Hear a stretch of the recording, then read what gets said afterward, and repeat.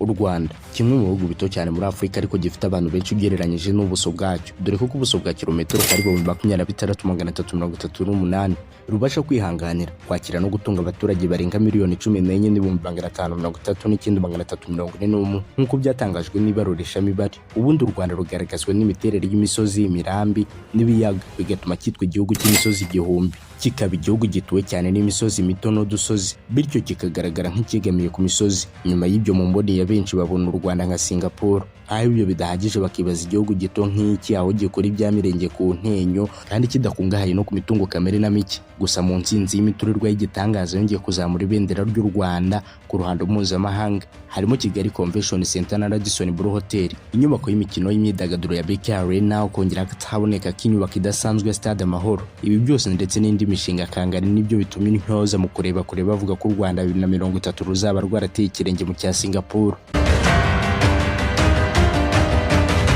Ucyegeranyo cyacu cya none munyemerere mbagezeho byibura imishinga 2 muri 5 u Rwanda ruri kubaka ruzayisiga mu bushorishori bwo kugera ku rutuga igihugu cya Singapore. Iki ni igice cya mbere, tuzanarebera hamwe ikindi gice. Mbahaye ikaze muri Kigali y'icyerekezo idasiba gucya uko bwije n'uko bukeye, ikaze mu nyandiko z'imishinga ibyibushye igomba kwerekana u Rwanda nka Singapore nshya. Yumva ni JD ni Diplomedia TV ku isoko y'isomero ubumenyi, inkuru, amakuru ndetse n'ibyegeranyo byiza kandi bicukumbuye. Ikaze muri Kigali ngari yagaritse Afurika mu mishinga ihebuje kandi hambaye.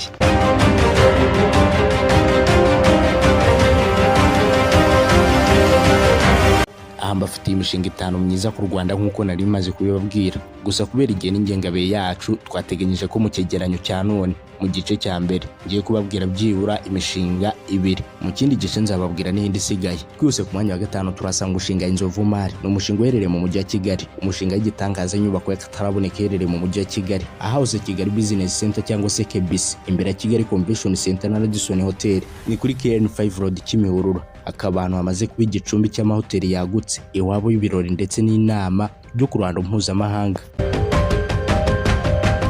Inzovu Mari ni umushinga ukomeje gushyirwa mu bikorwa watangiye muri Kanama 2023, bikaba byari byitezwe ko umushinga wose nyirizina uzarangira muri Nzeri 2025. Gusa ubaho bigeze ntibigishobotse kubera ko ubu dusa nkaho twinjiye muri Nzeri. Abagiranye amasezerano muri uyu mushinga ni abitwa AFC ndetse na Proparico, maze uyoborwa na kompanyi yitwa Dore Great Lakes Limited, naho umufatanyabikorwa w'umunyabwenge w'uyu mushinga ni witwa Vicky Murabukirwa. Uyu mushinga akoresheje inyigo y'amafaranga y'u Rwanda ari hagati ya miliyoni 38 na 70 z'amadolari y'Amerika, ni kuvuga miliyari 81 z'amafaranga y'u Rwanda. Akandi AFC ndetse na Proparico bahaye umushinga inguzanyo ya miliyoni 17.5 by'amadolari y'Amerika kuri buri umwe. Tuvuze kuri buri kimwe mu bice bigize iyi nyubako, icyambere ni igice cy'igwiriro ryagutse ryaguye ku buso bwa metero kare 40,000, rigizwe na metero kare 21 y'ubucuruzi n'imyidagaduro ndetse na metero kare 6,000 y'ibiro bifite ireme cyangwa se grade A office, ndetse na metero kare 5,000 bya hoteli ya 4 star. Ubwo ni hoteli y'inyenyeri enye ifite ibyumba 95. Akandi hari amaparikingi afite ubushobozi bwo kwakira hagati y'imodoka 450 na 667. Hari kandi supermarket ya metero kare 3,000. Hateganyijwe amaresitora, amaklinika, amabanki ndetse n'ibindi bikorwa bigiye bitandukanye. Muri make umushinga waje ugaragara nk'umushinga mushya unogeye ijisho kandi wagize uruhare ruzigiye mu kubungabunga ibidukikije no gukoresha ingufu z'izuba, gukoresha ingufu zitagora amatara ndetse n'izindi tekinoloji zigamije kurengera ibidukikije. Nubwo nta raporo y'umwihariko ivuguriye ikubiyemo igipimo cyuzuye kuri uyu mushinga, ntitwabura kubabwira ubutsinzi bw'uyu mushinga mu iterambere ry'u Rwanda. Inzovu Mari yabaye igisubizo mu gutanga akazi, ikindi kandi witezeho kwagura ishoramari ry'u Rwanda ku ruhando mpuzamahanga. Uyu mushinga kandi uzongera imisoro ku gihugu cyacu igihe uzaba watanze amahirwe ku bacuruzi. Aha kandi hari amasezerano atarashyirwa ahagaragara wagiranye na RDB ugamije kuzageza ku gasongero ishoramari ry'u Rwanda. Muri make no mu ncamake, Inzovu Mari ni icyerekezo cya Kigali ngari y'u Rwanda ukwagura mu buryo burambuye ishoramari ry'u Rwanda. Inzovu Mari ni intsinzi ku Rwanda n'ishoramari yarwo ishobora kuyisiga mu bushorishori hafi kuyingayenga igihugu cya Singapore.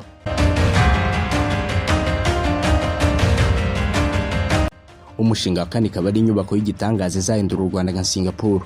Ni umushinga witwa Vision City Phase 2. Izi ni inyubako ziherereye mu mujyi wa Kigali mu karere ka Gasabo, umurenge wa Kinyinya, akagari ka Gacuriro.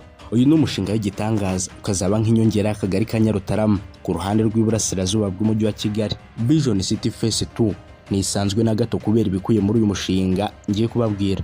Mbere na mbere ugomba kumenya ko Vision City Phase 2 ari umushinga udasanzwe wo kubaka ihuriro ry'amazu ajyanye n'icyerekezo cy'umujyi ndetse n'igishushanyo mbonera cy'umujyi wa Kigali. Vision City Phase 2 ni ikirango nyacyo ku miterere y'ubwubatsi ndetse n'ibibanza bijyana nabwo. Ubundi aho uyu mushinga wahozeho, dore ko mbere witwaga Vision City gusa, dore ko watangiye muri 2011, igice cya mbere cyawo cyarangiye 2017. Bikaba byari biteganyijwe ko uyu mushinga ugomba kuba mu byiciro 4 mu gihe kingana n'imyaka 8 ku butaka bungana na hegitari 158.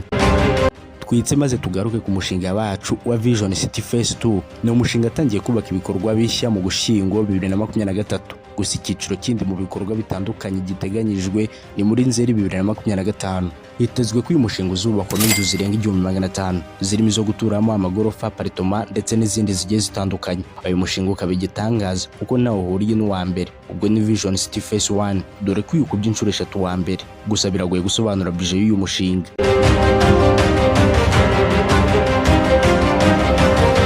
Gusa icyo wamenya nuko iyi mishinga cyangwa se izi Vision City Phase ari enye, kuva kuri Phase 1 kugeza kuri Phase 4. Biteganyijwe ko muri izo phase zose hazubakwa inyubako zirenga 4500 zizaba ziri ku buso bwa hegitari 158. Twigarukire kuri ya Phase 2 yacu izaba irimo inyubako zirenga 1500 kandi izaba ikubye gatatu ku buso bwo kuri Phase 1. Nubwo amafaranga yihariye kuri Phase 2 atagaragara na hamwe, dushobora gukora igereranya twifashishije icyiciro cya Phase 1. Nimba Phase 1 ifite inyubako 504, no kuvuga ko tugomba gufata inyubako za Phase 2 ari z'1500 tukagabanya 504 zo muri Phase 1, turahita tubona ko Phase 2 ikubye kabiri hafi gatatu Phase 1. Turahita dufata budget ya Phase 1 dukube gatatu. Phase 1 ifite budget ya miliyari 102, ubwo turafata miliyari 102 dukube gatatu. Turahita tubona ko Phase 2 ishobora gutwara akayabo ka miliyari 306 z'amafaranga y'u Rwanda. Muri uyu mushinga wa kabiri biteganyijwe ko inzu y'ibyumba 4 byo kuraramo yari iri kuri miliyoni 257 muri Phase 1, yagabanutseho miliyoni 77 z'amafaranga y'u Rwanda muri Phase 2. Ubwo ni ukuvuga ko inzu yuzuraga muri Vision City Phase 1 itwaye miliyoni 257 z'amafaranga y'u Rwanda. Muri Phase 2 izatwara miliyoni 180 z'amafaranga y'u Rwanda. Na inzu ya 3 bedroom townhouse muri Phase 1 yatwaraga miliyoni 237, ubu yageze kuri miliyoni 166 z'amafaranga y'u Rwanda muri Phase 2. Ubwo urumva neza ko hagabanutseho miliyoni 71 z'amafaranga y'u Rwanda yose. No 3 bedroom apartment yavuye kuri miliyoni 225 z'amafaranga y'u Rwanda igera kuri miliyoni 157 muri Phase 2. Noneho 2 bedroom apartment yavuye kuri miliyoni 150 z'amafaranga y'u Rwanda muri Phase 1 igera kuri miliyoni 105 z'amafaranga y'u Rwanda muri Phase 2. Izi mpinduka zose zagiye zikorwa na RSSB nyuma yo kubona no gufashwa mu gushyiraho imiyoboro n'uburyo bw'imisoro ku nkunga n'abanyamigabane. Vision City Phase 2 ni ikirango nyacyo cy'inyubako zigezweho kandi zijyanye n'igihe. Ahateganyijwemo ikoranabuhanga rigezweho kandi rihanitse. Aha twabwira nk'ikoranabuhanga ry'imirasire y'izuba, solar PV panels izakoreshwa mu gucana amatara yo hanze no gushyigikira amashanyarazi yo mu ngo. Hari kandi solar thermal system ikoreshwa mu gushyushya amazi mu ngo ukoresheje imirasire y'izuba, bikazagabanya imikoreshereze ya gaze cyangwa amakara mu ngo. Hari n'ikoranabuhanga rya LED smart lighting, aho amatara azakoresha umuriro muke kandi akazashobora kwikoresha yifashishije uburyo bwitwa sensor based, ni igihe yiyatsa abonye umuntu cyangwa se ikinyabuzima. Aha kandi hanashyizwe ikoranabuhanga mu kubika no kuzigama amazi, ari byo bita water harvesting system, aho amazi y'imvura azajya afatwa akabikwa agakoreshwa mu mirimo yo gucunga no kurengera ibidukikije. Aha kandi hari uburyo bwa water saving features, aya ni amapompe y'imyanya y'amazi ayihariye mu kurondereza no gukoresha amazi make. Aha kandi hari uburyo bwitwa recycling waste water, ubu ni uburyo bwo gusukura amazi yakoreshejwe mu ngo maze akongera kuza gukoreshwa mu ngo mu mirimo idakenera amazi meza nko mu musarane cyangwa se koza imodoka. Aha kandi hari n'ikoranabuhanga ryita ku bidukikije, dore ko ryitwa Green Space Planning. Aha ngo ubusitani n'amashyamba bizaba biri hagati y'ingo, bizabasha gutanga umwuka mwiza no kugabanya ubushyuhe mu mujyi. Hazaba hari n'uburyo bwitwa Smart Waste Management. Ubu ni uburyo bwo gutandukanya imyanda ibora n'itabora, ndetse bazanatunganya imyanda ku buryo izongera gukoreshwa mu bindi bigiye bitandukanye. Hari n'ibyitwa eco-friendly construction materials, ni ugukoresha ibikoresho bizigamiye ingufu kandi bikazagabanya umwanda w'ubwubatsi. Se twavuga ikoranabuhanga ngo twibagirwe ikoranabuhanga ry'ubwenge mu buzima bwa buri munsi bw'abazaba batuye muri uyu mujyi. Muri uyu mujyi hazaba hari smart home system. Ubu ni uburyo bwiza kandi bwihariye kuri buri nzu, aho abagize umuryango bazaba bafite ubushobozi bwo kugenzura amatara, ingufu, imiryango n'umutekano hakoreshejwe telefoni zigezweho cyangwa se tablet. Aha kandi muri izi nyubako hateganyijwemo high speed internet and fiber optic.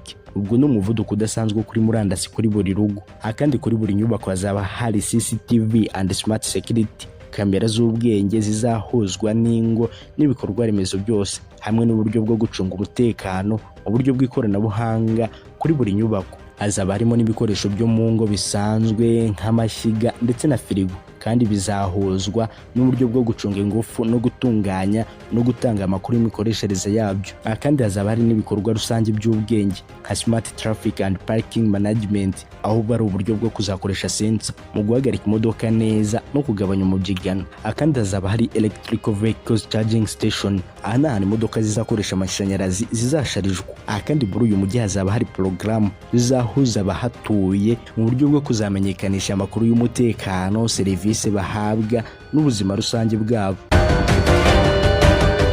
Mu ncamake, Vision City Phase 2 ni igihango cy'u Rwanda mu kubaka umujyi w'igitangaza usukuye kandi uhujwe n'iterambere ku muvuduko wa 5G. Nk'uko nabibabwiye ko ari inyubako zizaba ziganjemo ikoranabuhanga ry'igitangaza. Ngayo nguko urwo ni rwo Rwanda rugereranwa nka Singapore 2030. Jya muri comment tubwire ese mbazanira igice cya kabiri cyangwa nta kintu ubonamo.